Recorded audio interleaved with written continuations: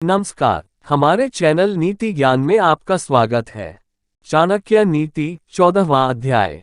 गरीबी, दुख और एक बंदी का जीवन, यह सब व्यक्ति के किए हुए पापों का ही फल है।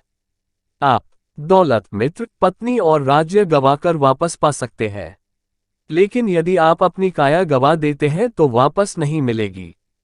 यदि हम बड़ी संख्या में एकत्र हो जाए तो दुश्मन को हरा सकते हैं। उसी प्रकार जैसे घास के तिनके एक दूसरे के साथ रहने के कारण भारी बारिश में भी क्षय नहीं होते। पानी पर तेल, एक कमीने आदमी को बताया हुआ राज, एक लायक व्यक्ति को दिया हुआ दान और एक बुद्धिमान व्यक्ति को पाया हुआ शास्त्रों का ज्ञान अपने स्वभाव के कारण तेजी से फैलते हैं।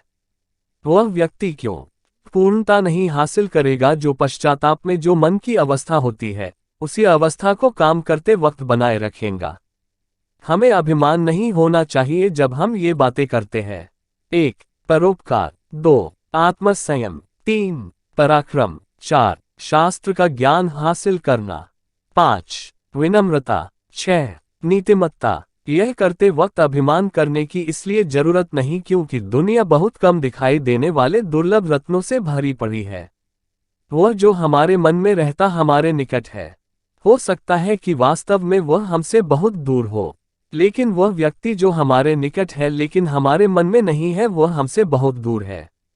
यदि हम किसी से कुछ पाना चाहते हैं तो उससे ऐसे शब्द बोले जिससे वह प्रसन्न हो जाए। उसी प्रकार जैसे एक शिकारी मधुर गीत गाता है जब वह हिरन पर बाण चलाना चाहता है। जो व्यक्ति राजा से, अग्नि से, धर्मगुरु से और स्त्री से बहुत परिचय बढ़ाता है वह विनाश को प्राप्त होता है। जो व्यक्ति इनसे पूर्ण रूप से अलिप्त रहता है उसे अपना भला करने का कोई अवसर नहीं मिलता। इसलिए इनसे सुरक्षित अंतर रखकर संबंध रखना चाहिए। हम इनके साथ बहुत सावधानी से पेश आए। 1. अग्नि, 2. पानी, 3. औरत, 4. मूर्ख, 5. सांप, 6. राज परिवार के सदस्य। जब जब हम इनके संपर्क में आते हैं, क्योंकि ये हमें एक झटके में मौत तक पहुंचा सकते हैं, वही व्यक्ति जीवित है जो गुणवान है और पुण्यवान है। लेकिन जिसके पास धर्म और गुण नहीं उसे क्या शुभ कामना दी जा सकती है। यदि आप दुनिया को एक काम करके जितना चाहते हो तो इन 15 को अपने काबू में रखो। इन्हें इधर उधर ना भागने दे। 5 इंद्रियों के विषय। 1. जो दिखाई देता है, 2. जो सुनाई देता है, 3. जिसकी गंध आती है, 4. जिसका स्वाद आता है, 5. जिसका स्पर्श होता है।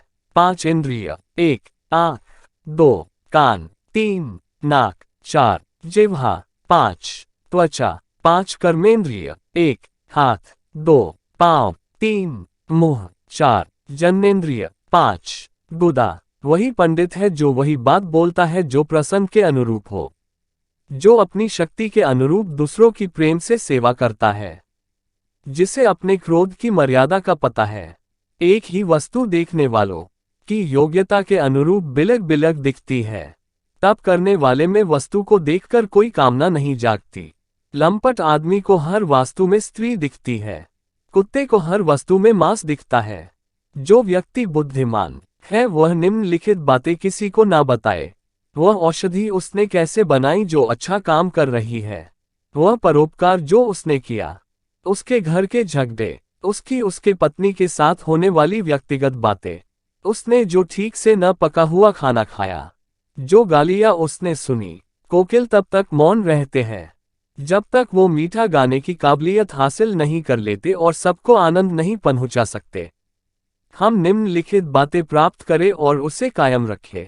हमें पुण्य कर्म के जो आशीर्वाद मिले, धन, अनाज, वो शब्द जो हमने हमारे आध्यात्मिक गुरु से सुने, कम पाई जाने वाली दवाइयाँ, हम ऐसा नहीं करते हैं तो जीना मुश्किल हो जाएगा। कुसंग का त्याग करे और संत जानों से मेलजोल बाए। दिन और रात गुणों का संपादन करे, उस पर हमेशा चिंतन करे जो शाश्वत है और जो अनित्य है उसे भूल जाए। धर्म, नीति, ज्ञान के बारे में जानने के लिए हमारा चैनल सब्सक्राइब करें। जय हिंद।